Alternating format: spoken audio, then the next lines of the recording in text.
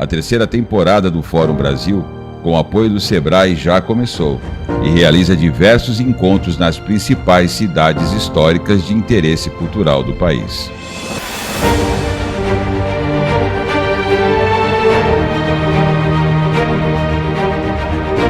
Com o apoio do Governo do Estado, da Prefeitura e da Câmara Municipal, está realizando a Agenda Cidadã para a promoção do turismo histórico-cultural no centro de São Paulo. Afinal, São Paulo é uma das cidades mais antigas do Brasil. Aqui também começou o Brasil. Faça valer seu protagonismo e venha conosco nessa terceira temporada ajudar na recuperação de nosso patrimônio histórico. Fórum Brasil de Turismo Cultural, transformando o patrimônio histórico em ativo turístico-cultural.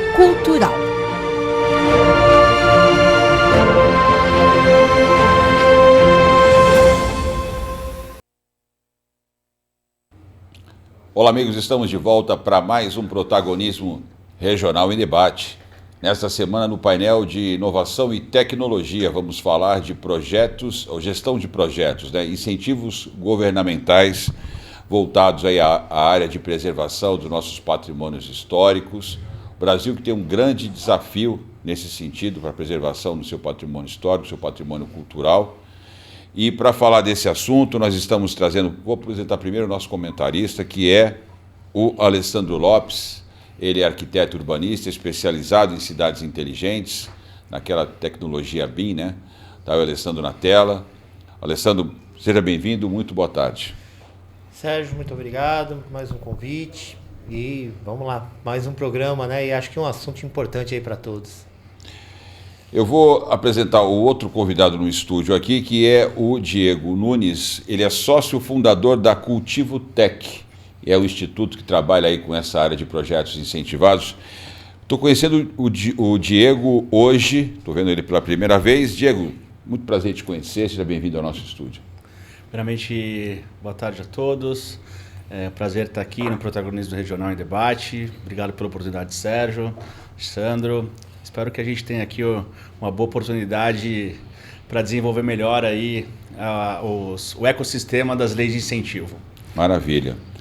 Nós temos uma convidada hoje, remota pelo vídeo, falando de Porto Alegre, lá do nosso Rio Grande do Sul, querido Rio Grande do Sul, se recuperando aí 6 meses depois de uma grande, de uma tragédia aí que, enfim, que assolou a nossa população gaúcha, mas está voltando aí a pleno vapor e até por essa razão é que a gente acabou conhecendo o trabalho da Verônica de Benedetti, ela que é arquiteta restauradora, falando lá de Porto Alegre. Verônica, seja bem-vinda ao Protagonismo Regional em Debate. Obrigada, Sérgio. Obrigada pelo convite. Muito bom estar dividindo esse momento aí com vocês. A Verônica está trabalhando fortemente pela nossa etapa regional do Fórum Brasil de Turismo Cultural, que todos acompanharam na vinheta de abertura aqui, que vai ocorrer no Bojo, vai ocorrer ali no terceiro dia do Seminário Internacional de Patrimônio Histórico, organizado pela Verônica e as instituições que ela representa lá em Porto Alegre. Bom, então vamos começar direto com a Verônica, que está falando lá de Porto Alegre conosco. Verônica, como é que está essa questão do patrimônio de Porto Alegre, do Centro Histórico de Porto Alegre, depois dessa tragédia que ocorreu no Rio Grande do Sul? O nosso centro histórico ele foi tomado pelas águas mesmo, Foi uma coisa impressionante que ultrapassou, inclusive, a enchente histórica de 1941. A gente chegou a mais de 5 metros aqui o nível da água acima, do nível. E aos poucos ele vai retomando. A gente já tinha, a questão do esvaziamento dos centros. É claro que não tanto quanto os centros que eu visito, Visitei o de Santos, visitei outros centros históricos. O nosso, graças a Deus, ainda estava mais pungente. Só que com a enchente, muitos comércios fecharam. Então, a gente tem muito imóvel fechado no centro, pessoas se mudando, enfim. Então, estamos nos recuperando, mas ele é uma marca que realmente não tem como esquecer. Muitos desafios para serem superados, Diego, Muito. Essa questão que a Verônica trouxe agora, né, dos desafios lá do Centro Histórico de Porto Alegre, apesar das particularidades da cidade, da capital do Rio Grande do Sul, muitas cidades brasileiras sofrem com degradação dos seus prédios históricos. A gente tem a questão de Salvador, que também está passando por um processo de revitalização, Rio de Janeiro, São Paulo. Talvez as cidades que estejam mais na frente nesse campo aí ainda são Ouro Preto e Paraty, estão num outro patamar de exploração, né? Acho que eles conseguiram, de uma certa forma, ficar à frente das outras cidades do país em termos de exploração econômica, viraram um verdadeiros case de sucesso para o Brasil. Um caminho, assim, uma avenida de oportunidades nessa área. Sem dúvida nenhuma, lógico, eu vou aqui sempre trazer para um recorte voltado para as leis de incentivo, né? Mas num panorama geral, esse processo de degradação, acho que ele acelerou pós-pandemia, né? Já era um processo que já vinha acontecendo das grandes cidades, esvaziamento do centro, e com a chegada da pandemia isso ocorreu de forma mais rápida. O que a gente consegue trazer aqui numa possibilidade de acelerar também, da mesma maneira que isso trouxe uma condição contrária, né, do esvaziamento, uma das alternativas para que os centros ou as questões de restauro possam ser tracionadas, né, de maneira com investimento, de maneira mais rápida com investimento. E os mecanismos de incentivo eles contribuem bastante para que essas ações se estabeleçam de forma... o conceito do mecanismo de incentivo é ter uma finalidade específica com prazo determinado, né? E essas ações alinhadas com outros setores, o privado, o terceiro setor e o poder público, elas de forma organizada conseguem chegar nesse objetivo de forma mais rápida do que cada um desses atores desenvolvendo essas ações de forma única. Até no caso do Rio Grande do Sul, se a Verônica aí me permite, né, você está no seu território, me corrija se eu estiver errado aqui, houve um mecanismo voltado até após aí o incidente que ocorreu, para o desenvolvimento, um mecanismo específico de cultura, né, com fomento federal, para que se estabelecesse ali condições de melhorias, de investimentos com esses outros atores e acelerassem esse processo. Então, trazendo aqui para a tua pergunta, eu acredito bastante que essa retomada dos grandes centros, sejam para as finalidades específicas ou com os mecanismos que são transversais a essas as finalidades específicas, podem contribuir, porque há uma possibilidade de investimento real, né? Lógico que você precisa todo um desenvolvimento dessas outras ações conjuntas e desses outros atores, para que isso seja de forma estabelecido, mas eu vejo um caminho que passa muito por aí, de uma possibilidade de investimento para essas ações acontecerem. Alessandro, eu tenho... A gente teve... desculpa. Pode ir, Verônica. Pode falar, Verônica. Não, o colega falando, né, dos editais, né, a Lei Rouanet, a Lei Federal de Incentivo à Cultura, ela abriu um edital específico, assim como ela já abriu no passado um edital para o Nordeste. Eles abriram em função até das inundações o edital Rouanet, Rouanet RS. Perfeito. Então são projetos até com teto de R$200 mil, para que com uma velocidade de aprovação diferenciada pela própria urgência do tema, né? Onde o Ministério está buscando fazer um apoio já. Então, aprova o projeto, né? Uma vez ele aprovado, você já tem uma carteira de patrocinadores que estariam entre bancos, instituições públicas, já direcionando direto o valor para esses projetos com teto de até R$200 mil. Isso foi uma forma que o Ministério da Cultura trouxe para o Rio Grande do Sul em função das inundações, né? Fora a lei de incentivo comum, que a Lei Rouanet já existe há muitos anos. Eu tenho falado com muita frequência, o Alessandro conhece essa minha visão, porque a gente já tem participado dessa discussão já em outros fóruns, né, Alessandro? Sim. E é um assunto que para mim é extremamente fascinante, eu gosto muito desse tema. Eu não sou oriundo dessa área, não sou arquiteto, não sou engenheiro, enfim, não sou urbanista, mas quem conhece um pouco a minha história sabe que eu venho da área de segurança pública e o desenho do cenário urbano, ele de certa forma fazia parte dos estudos que eu era obrigado a desenvolver para fazer segurança preventiva, que era na verdade a melhor segurança que você pratica é fazer a segurança preventiva, né? É a mais barata, a mais eficaz e a mais humanizada, né? Mas, enfim, é um assunto que me fascina, mas eu gosto muito de negócios também, de business, né? De trabalhar pelo chamado círculo virtuoso da economia. E é interessante que ainda, eu noto que ainda prevalece uma visão de que quando você fala de projeto incentivado, você está pedindo favor, pedindo esmola, pedindo uma ajuda, e isso, de certa forma, me causa uma certa paura disso, né? Perfeito. Isso é oportunidade de investimento, geração de valor. Sim. Eu queria que vocês pudessem, até partindo do comentário do Alessandro aqui, se quiser perguntar alguma coisa, a gente partir desse pressuposto, de que nós estamos falando de oportunidade de novos negócios a partir da recuperação de imóveis que têm valor cultural, Exatamente. que têm valor histórico, que podem agregar e muito para novos negócios. Pegar exatamente teu gancho, Sérgio, eu acho que é legal até o Diego ele dar uma explicada, porque assim, a gente está falando de Lei Rouanet, estamos falando de incentivos, e não adianta, ela tá, vamos dizer assim, estranha, né? Sou estranho no ouvido das pessoas, acho que é só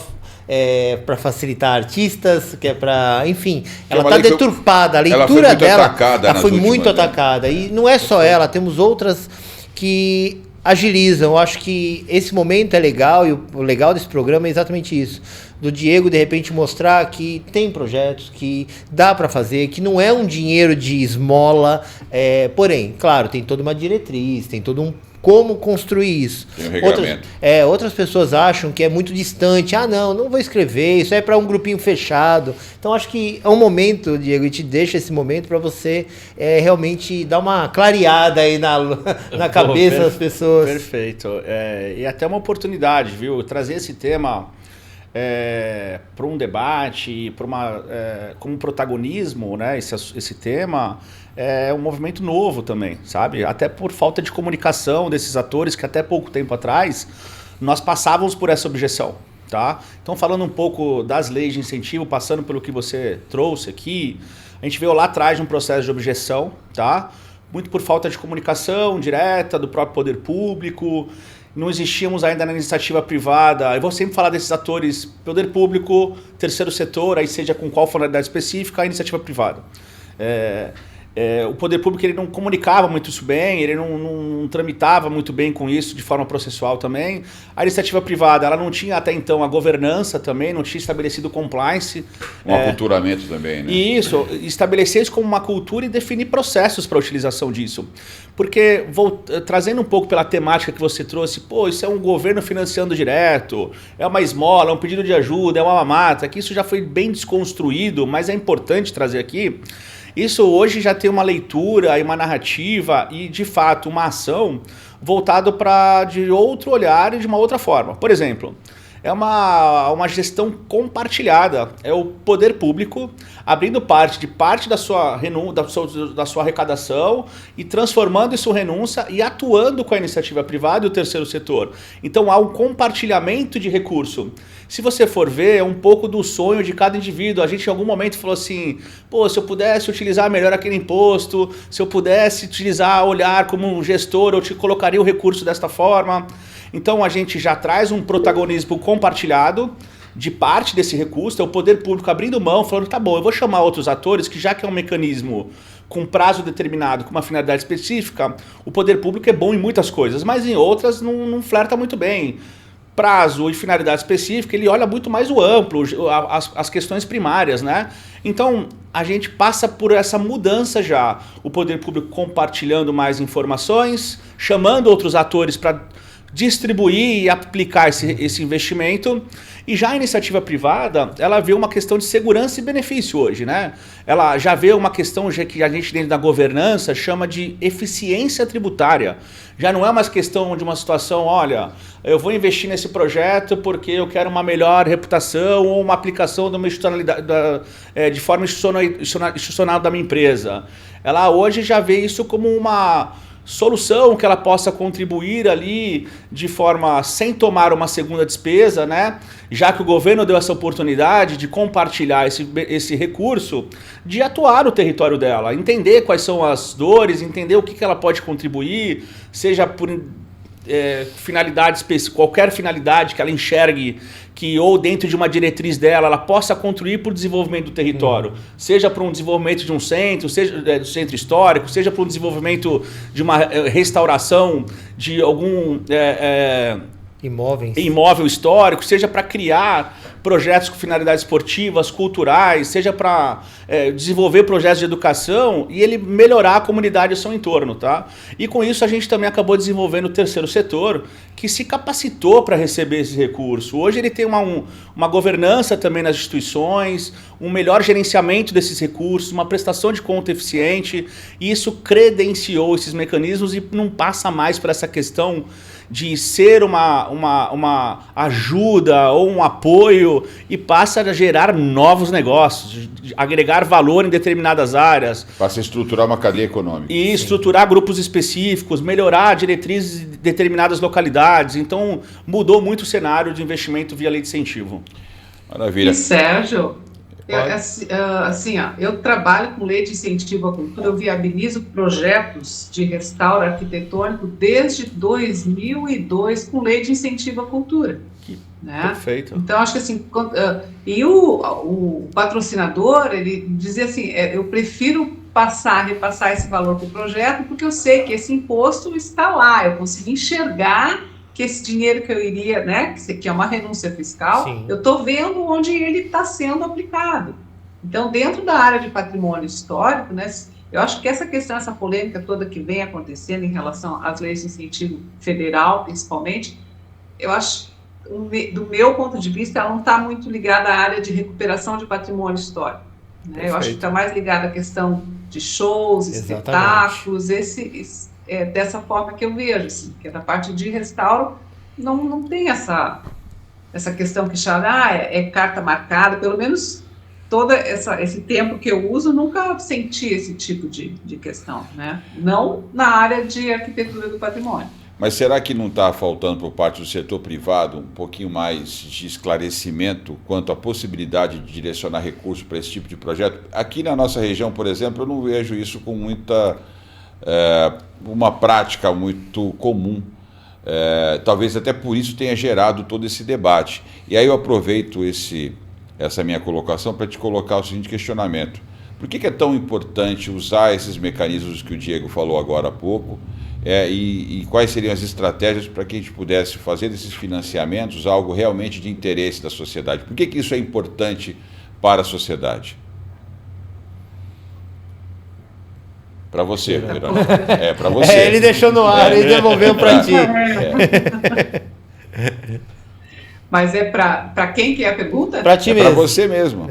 Aproveita que você falou agora e estou te devolvendo. Quer que eu repita? Repete para mim, então, faz favor. Vamos lá. Então, nesse sentido, a minha colocação é a seguinte. Talvez esses questionamentos estejam acontecendo porque a prática de destinar recursos incentivados para a recuperação de patrimônio histórico não seja tão comum aqui em São Paulo quanto talvez seja aí no Rio Grande do Sul. Não sei, eu não posso afirmar isso com toda certeza, mas nós temos muitos patrimônios aqui se deteriorando e que poderiam estar sendo alvo desse tipo de empreendimento colocado para o Diego. É muito mais comum financiar projetos culturais de outra natureza, um show de cantores famosos, enfim, produções cinematográficas de qualidade duvidosa. Então isso talvez... porque dá mais visibilidade, Sérgio. Assim, ok. Dá muito mais visibilidade. Então, mas aí vem a minha pergunta que eu fiz logo em seguida, depois do meu comentário. Por que é tão importante fazer com que o setor privado tome essa consciência, esse novo aculturamento, e quais seriam as estratégias que a gente podia desenvolver para que essa cultura fosse para o setor privado? É quase que um trabalho de educação patrimonial, né? É um trabalho de conscientização, porque as pessoas precisam começar a perceber o valor agregado, o valor efetivo agregado no patrimônio histórico, né? Quando você lida com restauração, você lida com memória afetiva, e isso tem um preço muito alto, né? Então, geralmente, patrimônio histórico, quando ele passa por um processo de restauração, ele tem uma mídia espontânea também muito alta, porque ele lida com esse lado. Agora, realmente, se você pega um empresário que vai ou ter que optar, né? Eu vou botar a Madonna lá, ou vou restaurar ali a igreja da minha cidade, provavelmente ele vai colocar. Só que tem que ir todo um trabalho de conscientização com essas pessoas, né? Com esse possível patrocinador, para que ele entenda que realmente aquilo ali vem agregar valor para ele, muito além de um show, que é uma coisa mais efêmera, né? Que veio o show, passou, foi, mas quando tu trabalha com o patrimônio histórico, você tem uma ligação. Pessoas, empresários, né? Tem casos de clientes meus que apostaram em restaurar, né? Pegar sua loja, colocar num imóvel histórico, e hoje em dia viraram grandes propagandistas dessa ideia, porque as pessoas iam consumir na loja, e aí, inclusive, montaram até um memorial dentro da loja, nesse estudo de caso que eu estou falando, porque as pessoas iam para a loja para poder ver como que era o prédio por dentro, chegavam lá, contavam histórias, meu pai me trazia aqui quando era criança, e criam essas relações e acaba fidelizando até um cliente. Então, é um trabalho de educação mesmo. Quando você vai atrás desses patrocínios, é muito importante que você tenha isso em mente para poder passar isso para o possível patrocinador. Não? Pô, se vocês me permitem, claro. Está sendo muito importante aqui o que vocês estão propondo. Para trazer um recorte aqui regional, a gente mobiliza bastante recursos. Desde 2019 para cá, a gente já mobilizou 17 milhões da iniciativa privada por meio de mecanismos municipais, estaduais e federais só para o nosso território. A gente vem de leis municipais que funcionam aqui no nosso município, já expandiram para outros municípios da nossa região. E é muito interessante esses dados que vocês levantaram. E eu vou fazer um contraponto. Foi uma provocação recente até da Alessandro, que eu muito agradeci, porque... a gente lembra que você iniciou aqui falando sobre um processo de objeção, né? Então esse mesmo processo educacional que a Verônica colocou agora, a gente primeiramente passou por esse processo educacional de viabilizar os recursos independentemente das finalidades, de maneira com governança, com processo, e propondo essa cultura para a iniciativa privada e para esses outros atores. A partir daí, a gente sai um pouco das questões já de desenvolvimento desse ecossistema e começa a trabalhar com finalidades específicas, com características de cada território, tá? Que passam primeiramente pelas questões culturais, de forma mais de entretenimento, depois a gente passou por uma agenda social, que foi de educacional, de projetos sociais, onde a empresa começou a criar planejamento, diretrizes para os seus investimentos, está atrelado. Posteriormente, é uma questão de desenvolver rapidamente o território em volta, tá? De forma social. Depois a gente passou por uma segunda agenda, que é a questão da sustentabilidade. Então as agendas entenderam que essa eficiência poderiam contribuir para as agendas que são colocadas, e a gente começou a ver nos mecanismos de incentivo a utilização tanto para a cultura, para o esporte, como para a tecnologia. Agora a futura lei da reciclagem, que vai entrar em vigor agora, seja fundos municipais, já mobilizando seus investimentos com contrapartidas por meio do esporte, cultura, educacional, mas com um olhar também de contrapartida de sustentabilidade, para atingir esses indicadores. Interessante que vocês me remeteram agora, e só para concluir o raciocínio, esse aprimoramento educacional que a Verônica trouxe, ele vai ser um processo natural, porque assim, o volume de recurso ainda a ser disponibilizado é muito grande. A gente tem ainda um percentual pequeno de empresas que poderiam estar investindo por lei de incentivo só no nosso território. A gente hoje tem um potencial por ano de 50 milhões de R para investimento em lei de incentivo. A gente não usa nem 9, tá? Então, assim, isso naturalmente, lógico, provocado pelos agentes que são específicos de cada finalidade, a promover projetos que possam começar a dialogar com os investimentos. E a partir da diversificação desses investimentos, ele já vai olhar, eu tenho a parte aqui institucional, eu tenho a parte de relacionamento, eu tenho a parte de sustentabilidade, eu tenho a parte social, e o que eu posso promover para contribuição? Os investimentos começam a flertar com a contribuição do território, entendendo a escuta do território. A gente hoje já faz diagnóstico antes da empresa fazer um investimento e assim pode ser apontado, de repente, o restauro de um patrimônio histórico, passa por uma questão de segurança, de desenvolver um território que às vezes é investido de uma forma e ele sendo ocupado com atrações, com patrimônios restaurados, ele pode melhorar aquele território. É questão de cultura mesmo, de desenvolvimento de investimento. A gente está em fase cada vez mais evolutiva e me chamou a atenção para concluir de fato agora, de tantos projetos que a gente oferece para a empresa, tinha um projeto de restauro. Por quê? É questão e de também tem uma coisa, me desculpa... Não, tem isso, Verônica, a ideia do programa é essa. Mas assim, que inclusive é a minha bandeira, né, Sérgio? Tu sabe disso. Para você entrar numa lei de incentivo à cultura para buscar recursos, você... geralmente o cliente tem que te contratar para fazer o projeto. Tem determinadas leis de incentivo à cultura que elas não pagam o projeto, porque eles entendem que você entrou para pedir o dinheiro da obra porque o projeto já é uma etapa já vencida. Só que aí quando você pega aquele proprietário particular, que tem aquela sua casa, aquele antigo palacete, mas não é uma edificação que depois virou, né, parte do governo, que é uma edificação institucional, que são as grandes, mas eu estou falando da arquitetura, aqueles porta-janela, né? Da arquitetura privada, da arquitetura civil. Então, esse proprietário, muitas vezes, ele herdou aquela casa, ele herdou aquele pequeno palacete e já é a terceira geração e não tem dinheiro para poder contratar o projeto de restauro, para poder entrar para a lei de incentivo à cultura, para solicitar, para poder, obviamente, quando você vai entrar, você teria que estar com o projeto pronto para você ter uma planilha orçamentária, que a planilha orçamentária é consequência do projeto. Então, o proprietário particular, ou você faz projetos de risco, né? O arquiteto mobiliza toda a sua equipe, faz um projeto sem receber, entra na lei de incentivo para poder, então, receber recurso para poder conseguir viabilizar a obra. Então, a gente tem essa questão também. Porque aqui nem aqui em Porto Alegre, né? Nós temos uma média de 7 mil imóveis considerados de interesse público do município. E sua grande maioria são propriedades privadas, são casas, né? Sobrados, aqui a gente tem muito art déco, o ecletismo aqui, e a maior parte desses proprietários, para poder pagar um projeto de restauro, é muito difícil. Então, arquitetos têm que fazer alguma coisa, assim, projeto de risco.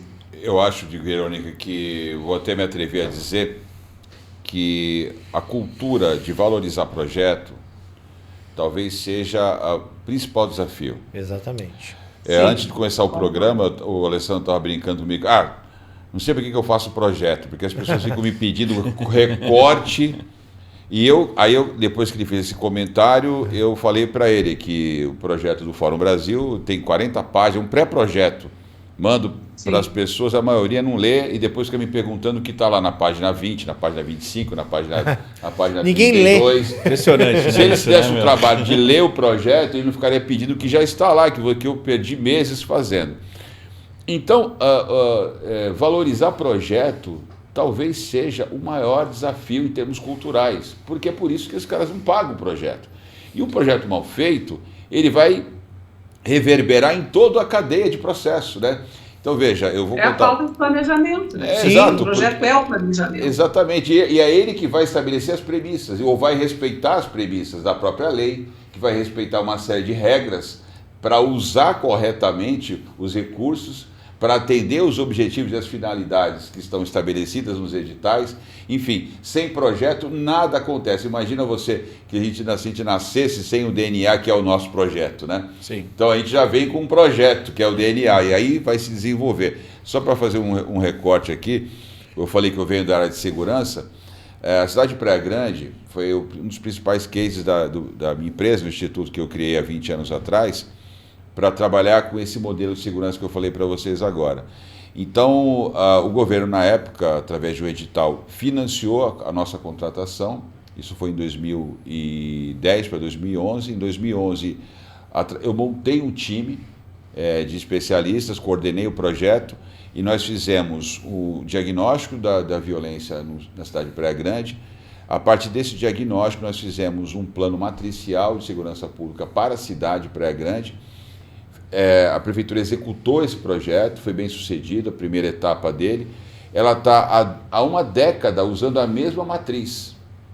Ela pagou, na época, R$300 mil para a minha empresa, remunerou toda a equipe que eu coordenei, e essa matriz foi sendo atualizada ano a ano e é usada até hoje como modelo de indicadores e metas para poder fazer o plano. Praia Grande evoluiu muito de lá para cá, tanto do ponto de vista urbanístico quanto do ponto de vista da segurança pública. Estou dando esse exemplo porque, apesar de eu não ser oriundo da área de patrimônio, mas os princípios são os mesmos. Se a gente não valorizar projeto, e eu ia fazer uma pergunta agora sobre os stakeholders, como a comunidade participar, mas eu acho que de alguma forma está dentro do meu questionamento, né? Se você não tem projeto, como é que você valoriza o stakeholder, como é que você traz a participação da sociedade, enfim. Acabei me alongando aqui na minha pergunta, mas eu queria que vocês comentassem isso. Pode ir. O Diego está aqui se coçando. Que nada. Eu acho interessante isso, que eu estou achando muito enriquecedor aqui. Estou aprendendo bastante, porque eu acredito muito nessas analogias e de como determinadas ações contribuem para muitas outras, né? Por isso que eu citei a Casa da Segurança, porque a partir do momento que você investe em ações preventivas, mesmo que direta, né? E nesse caso também que parecem ser secundárias, como a educação, a cultura, a ocupação de espaço. Um espaço ocupado tem mais segurança do que um espaço vazio. Você concorda? Você gera uma outra relação, né, de segurança com aquilo. E passando pelas questões que você citou, do projeto especificamente, tem duas posições, né? Eu não sou especialista, minha colega Verônica, que me corrige aqui, é uma área nova que vocês estão nos trazendo aqui, eu acho fantástico, e vou dizer como a gente pode contribuir com isso. Mas em relação ao projeto específico, eu não sou da área da questão de promover o projeto de restauro patrimonial, mas ele tem duas maneiras, né, de analisar projetos, como a gente fala de projetos. Uma é a elaboração do projeto em si, que ele tem ali as remunerações para você desenvolver e colocar dentro dos parâmetros da lei, né? Para prestar conta, elaborar um projeto e assim depois captar o recurso. Mas acredito que o projeto que vocês estão falando, vocês me corrijam que eu não sou da área, é de criar um projeto executivo, de saber o levantamento específico de quanto vai custar aquele projeto, né? Que eu vejo que é uma dor... Quanto vai custar aquela obra? Aquela questão de falar, pô, não adianta propor um valor Y aqui e aquilo não vai para lugar nenhum, cara. Você daí tá fazendo um investimento que eu não vou fazer um entregável e vice-versa. Então é uma dor que, o que eu entendo hoje, tudo que a gente demanda de forma processual vira interesse público. Tá? Porque aí aquilo se demanda, ele vai entendendo o ajuste ou a necessidade específica para aquilo se estabeleça de uma outra forma, de um outro olhar, até virar tecnicamente um processo. A gente fez esse movimento muito de forma regional aqui, com as leis de incentivos municipais, muito por demanda processual. O governo foi se estabelecendo pela demanda. Pô, preciso olhar para isso, cara. Chamou atenção e evoluiu. Ter atores aqui, proponentes que a gente chama, né? Que lidam com essa questão e vem muito pela essa capacidade arquitetônica, de lidar especificamente, né, com essa questão técnica, é o que vai fazer as ações terem um aprimoramento da sua cultura, um desenvolvimento de cultura, de olhar o investimento aquilo como uma questão importante para diversos outros indicadores, e sejam ODS, sejam de forma cultural ou educacional a partir daquele restauro. A gente ir conectando ações que estabeleçam uma visão diferente para aquela ação, né? E eu vejo isso muito pelos agentes que são dessa área provocarem e estabelecerem processos projetos para que isso... Para dar um exemplo concreto aqui para quem está nos acompanhando, como é que a gente chega no Diego, né? Uma conversa minha com a Alessandra, a gente almoçando, e a gente estava falando sobre uma proposta de uma outra arquiteta preservacionista, a Raquel Neri, que já fez programas conosco, já palestrou no nosso evento do Fórum. A Raquel quer propor um projeto, um estudo de viabilidade técnica e econômica para a restauração das ruínas da hospedaria dos imigrantes. Então, na verdade, ela está querendo que a lei de incentivo financie o estudo, que é um exemplo concreto que nós estamos falando. Perfeito. Aqui. Porque já deram milhões de ideias para aquilo ali e nada saiu do papel. E provavelmente porque não fizeram um estudo adequado, um projeto adequado de viabilidade. Só pediram a verba para pedir. Exatamente. Então, o que ela está propondo como arquiteta preservacionista? Olha, eu vou propor um estudo, ali tem contaminação de solo, tem problema com a sustentação das paredes, com as ruínas, então ela quer propor que a lei de incentivo financie esse estudo e desse estudo possa sair aí sim uma segunda fase, aí uma obra, uma restauração, enfim, aquilo tem que virar um ativo. E o estudo propõe a transformação daquela ruína num ativo, né? Exatamente, Exato, do ponto de vista econômico, do ponto de vista técnico. técnico. E, Verônica, isso não se estabelece as aprovações para pré-projetos? Essa é a dor? Quando você pede? Eu acho que a Rouanet não financia projeto, né? Entendi. Não lembro se é a Rouanet ou se é a nossa lei estadual, mas tem uma lei estadual dessas que o projeto não é financiado. Mas agora a gente também tem, além né, de lei Rouanet, as estaduais e as municipais, cada um com a sua legislação própria, a gente tem o Fundo de Direitos Difusos, que é um edital que ele já envia o valor direto, né? É uma verba do Ministério da Justiça, que não é fiscal, não são questões de renúncia fiscal, e mas uma possibilidade. Mas gerando de multas, né, de outras fontes de recursos aplicadas pela própria Justiça. Compensações. Sim. Então, esse aculturamento, e aqui são várias cabeças, aqui é quase um brainstorm. Aqui mas eu vejo coisa saindo daqui, você pode ter certeza. Deixa eu aproveitar, Sérgio. Diego, e como é que... Diego ou Verônica, mas assim, como é que aquele cara que tem o imóvel, como até a Verônica colocou, ele tem lá, herdou, como é que ele desenvolve, como é que isso fica palpável para ele? Ele precisa chegar num profissional, ele consegue fazer uma solicitação ou escrever um projeto em conjunto com uma empresa, como é que ele deixa isso palpável para ele? Em termos de legislação, tá? Assim, eu não tenho uma formação de direito nem contábil, mas a gente fomenta bem a expertise do mecanismo de incentivo. Primeiro que ele tem que estar num regramento na posição de proponente, né? Que cada lei necessita de uma capacidade técnica, ou de um tempo, ou de uma questão de estar determinada jurídica ou física. Então, para ler aquele mecanismo, uma pessoa jurídica com a finalidade específica ou estatutária ou no seu CNPJ tem a capacidade de propor aquele mecanismo independentemente da finalidade. Se é cultural, e depois ele vai na finalidade específica que tem que estar alinhado com aquilo que se propõe. Provavelmente, não é uma regra de fato, mas um dono de um imóvel, às vezes ele não é essa questão, ele é uma pessoa física. Depende de um outro agente, um outro ator que esteja essa capacidade técnica, que esteja alinhado com essas questões seja enquadrado jurídicas e propor esse projeto a isso. Lógico que quando a gente parte de uma fundação ou um instituto cultural que tem ali a questão já no seu próprio escopo estatutário ou na sua atuação, a possibilidade de propositura, ela toma contrata serviço de terceiro para executar, mas ela propõe diretamente. Ela toma essa demanda para ela. Isso, porque ela já está alinhada. Eu acho que interessante os agentes, esses atores aí da parte de arquitetura, eles entenderem o mapeamento disso, que aí entra essa questão do estudo, não é só fazer um projeto que desenvolva, né, entenda quem são, mas de forma mais direta, às vezes movimentos pequenos, na prática, eu acredito muito. Sei lá, tem um Promicult que é um valor até 100 mil aqui, não tem um projeto de nada de restauro.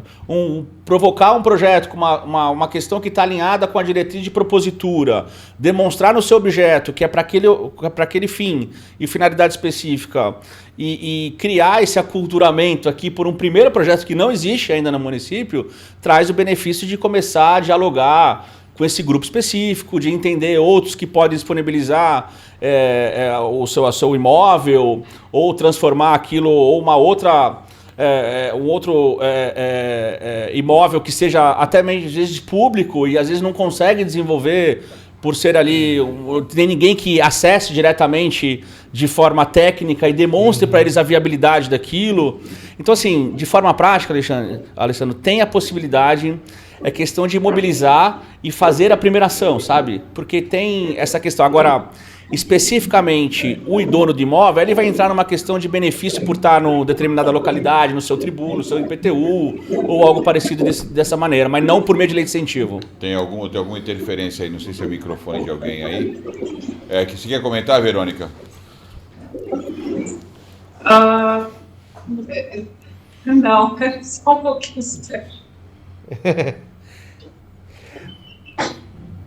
Bom, vamos lá, vamos dar sequência. Começou a cair chuva forte aqui. Foi isso. Então era isso. O pessoal, quando começa assim, já começa tudo a trocar mensagem no WhatsApp. E aí, a lagoa aí, porque o pessoal ainda está traumatizado. É verdade. Não, bom, mas essa ideia de buscar, essa ideia da Raquel, de trazer, de viabilizar esse estudo, ele é o sonho de todo arquiteto restaurador, né? Seria poder fazer um trabalho bem feito de diagnóstico para poder, então, montar um bom projeto para ir, sim, atrás da verba para efetivar, para executar, de fato, o projeto. Então, eu acho que é o caso até da gente começar a pensar em pautar a discussão do que o arcabouço da legislação hoje contempla, porque a lei foi criada para atender essa finalidade. Se ela de alguma forma pode ser aperfeiçoada, acho que é para isso que os fóruns existem, né? Os eventos que a gente faz, as discussões, trazendo cabeças de várias áreas, criando esse ambiente de discussão saudável, é exatamente para isso. E nós temos um painel específico falando sobre financiamento dos projetos ligados à área do turismo cultural, que contempla essa discussão. Então, nós vamos tratar disso lá em Porto Alegre, no evento que a Verônica está nos representando, inclusive junto com o evento dela, do Seminário Internacional. Vamos discutir isso, estamos discutindo em São Paulo, vamos discutir em Salvador e faremos aqui o Encontro Nacional em agosto. Então, está aqui para quem nos acompanha, para quem está sugerindo que essa pauta possa ser aprofundada, vamos tratar disso. A gente ainda tem mais uns 10 minutos. Eu acho que era bom a gente fazer mais uma rodada falando das medidas, né, de sustentabilidade. A gente vai buscar dinheiro para financiar um estudo, financiar um projeto, financiar uma execução, mas era interessante a gente começar a pensar de fontes também que possam ajudar a equilibrar o ecossistema. Só recuperar um imóvel, mas sem pensar na cadeia de valor completa, pode não ser suficiente. Então, eu queria um comentário de vocês. Até porque a gente agora está vivendo exatamente as ODS, a sustentabilidade, COP acontecendo, ano que vem COP no Brasil. Então, quer dizer, eu acho que até fomentar projetos com esse viés de sustentabilidade, ele pode ser interessante. E a gente está falando de projetos, até só para dar mais uma cutucada, necessariamente, a gente está falando aqui, seria o sonho ter um fundo para projeto executivo, projeto arquitetônico. Então, necessariamente, eu posso abrir, de repente, 2, 3 projetos, um para uma linha, outro para outra. Eu não preciso ficar direcionando tudo num único fundo. No único mecanismo. Né? Eu posso estar abrindo, então, possibilidades. Pode. As questões dos mecanismos, elas são complementares, né? Primeiro, nesse ponto de vista de entender a sustentabilidade econômica, né? Pós-restauro, né? Uhum. Até para a recorrência dos investimentos, né? Para se manter aquilo, ou de certa forma, qual a finalidade, se vai ser para um aparelho turístico, ou para desenvolver ali, por alguma outra finalidade ali, o território. Então, passa muito pela questão de trazer uma condição de aperfeiçoamento, de integrar mecanismos. Tem um mecanismo que é específico, o proponente, ele tem ali estruturado, seja de forma estatutária ou de forma PJ, ali, jurídica, as finalidades primárias dele, secundárias, e isso pode ser integrado e ativar diversos mecanismos. Ao mesmo tempo que eu tenho um restauro arquitetônico, eu posso promover uma ação cultural, eu posso promover por outro mecanismo, eu posso promover uma questão de propor uma parte de tecnologia para trazer ali na sua construção um material mais sustentável, mais eficiente. Então, fazer esse estudo de integrar os mecanismos é da maneira que a gente atua com a iniciativa privada. Hoje, ela, para fazer um investimento, ela atua com mecanismos diversos e de forma simultânea. até para ter essa eficiência tributária, ela saber que naquele território ela usa o municipal, naquele outro território ela usa o estadual, no federal ela não tem naquele território municipal, então ela vai utilizar o recurso federal. Isso serve para o proponente também. Ele absorver a maior capacidade possível de mecanismos, sejam diretamente com o governo, por meio de editais, seja por meio de incentivos, sejam por fundos como a Verônica trouxe, difusos, e se capacitar, fazer um mapeamento estratégico de qual finalidade ele pode absorver para atingir determinado mecanismo. E para isso passa primariamente por uma questão jurídica, né? Para depois aprimorar ali as ações de fato. Verônica, quer comentar? Eu vou falar algo sobre isso, mas queria ouvir o teu comentário primeiro. A sustentabilidade econômica das edificações, elas passam pelo turismo cultural. Tu tem que dar uso. Para você preservar um imóvel, tem aquela máxima na arquitetura, né? Imóvel fechado é imóvel condenado. Uma casa fechada é uma casa condenada. Então, tu tem que dar uso, tu tem que gerar, ele tem que ser economicamente sustentável.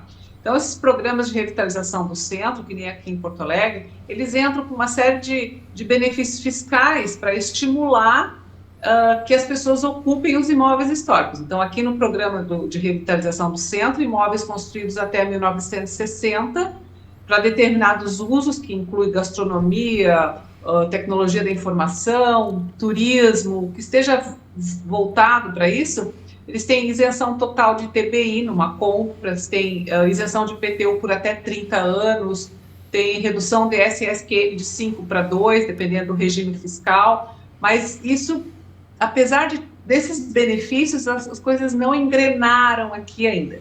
Mas quem já percebeu, né, a vantagem de estar num prédio histórico, numa edificação histórica, isso vai repercutindo, porque é a única forma de você salvaguardar o patrimônio é dando vida, dando uso para essas edificações.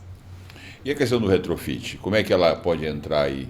Tudo bem que é outro assunto, não é o mesmo assunto aqui, mas de alguma forma ele vai ao encontro desse tipo de digamos assim, de prática, né, e de envolvimento dos chamados stakeholders para poder facilitar e fortalecer esse tipo de iniciativa. Está tão muito distante aí de conseguir fazer, enfim, os investidores entenderem que o retrofit é uma alternativa, os prédios que já estão feitos e muitas vezes podem contribuir para esse processo? E aí eu posso falar o seguinte, Sérgio, cabe o que a gente está falando o tempo todo, essa questão de ter um projeto arquitetônico de restauro, de leitura, ou projeto, não só a estrutura de um projeto de ocupação, mas para convencer esses investidores e tudo, realmente, ou o grupo de investidores bancar esse projeto com esse grupo de arquiteto ou arquiteto isolado, ou realmente descobrir algum caminho via fundo que subsidie esses estudos. E aí sim, com todo esse parâmetro, poder levar para esses empresários e falar, olha, esse prédio, esse conjunto arquitetônico vale a pena sofrer um retrofit. Porque sem esse estudo inicial, sem essa leitura mais técnica, arquitetônica, de uma forma mais viável e completa, eu vejo isso muito distante de simplesmente olhar para um prédio e falar, olha, vamos pedir lá 200 mil que eu acho que dá, 300 mil que eu acho que dá, pede para o fundo A ou B ou C. Não sei os colegas, né, mas eu entendo que realmente achar de repente uma linha, e vou deixar de lição de casa para o Diego, porque ele está aqui do lado, encontrar para a gente, né, qual o caminho que a gente poderia realmente achar para solicitar uma verba para desenvolvimento de projeto arquitetônico, né, esse pré-projeto para daí sim caminhar. Eu acho que tudo se estabelece a partir de demanda, né?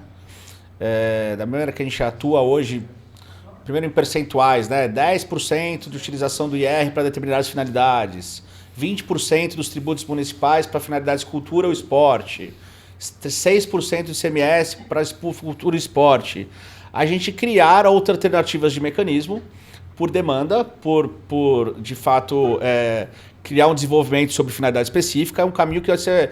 estão criando-se novos mecanismos no município por demanda, seja por meio de tecnologia, seja por meio da agenda de sustentabilidade agora na parte ambiental, mecanismos que até pouco tempo... A própria mecanismo de cultura, até 3 anos atrás, existia, e o de esporte, que hoje disponibiliza 4 milhões aqui, existe desde 2012. Né? Então, tudo é um desenvolvimento de finalidade específica. O que eu acho que é interessante é a gente achar dentro dos mecanismos que já estão ali maduros, criar alternativas para se promover, mesmo que parcialmente, né? Sim. E mobilizar essas ações para até chegar no objetivo principal, que é ter o seu projeto de estudo, ter esse mapeamento, ter esse diagnóstico, ou de fato, acho que eu acredito muito nesse aculturamento, promover um projeto como um case específico. Sim. E abrir ali o olhar de todo mundo para aquilo, como desenvolve uma série de outras ações a partir dali. Eu acredito muito nisso. O exemplo que a gente estava dando da hospedaria, ela serve para um outro projeto que a gente está participando nessa fase de discussão, que é a restauração do professor Besdan. Esse navio perfeito. Chegou a ser cogitado. Está no Parque Valongo, né? Está no Parque Valongo para ser afundado, e tem o impacto ambiental aqui no nosso litoral, na nossa costa. E aí houve uma mobilização para impedir que ele fosse afundado. Ele faz parte da história brasileira, da história da pesquisa brasileira, na expedição da Antártida. E agora estamos indo para uma fase de encontrar formas de viabilizar a sua restauração e transformá-lo no museu. Eu acho que esses exemplos ilustram bastante o que a gente está falando aqui. A gente demorou bastante, acho que, para o Brasil entrar nesse momento, né, de se conscientizar de como tratar das suas memórias, do seu patrimônio cultural e histórico, e como usar de maneira inteligente os seus recursos, impostos e recursos do setor privado para melhorar esse processo. Enfim, eu daria para falar muito mais coisa, mas nós estamos indo para o final. Então eu quero agradecer aqui a participação do Diego Nunes, ele que é sócio fundador da Cultivo Tech. Diego, a primeira de muitas participações suas, tá? Espero que você tenha gostado e esteja convidado para retornar outras vezes.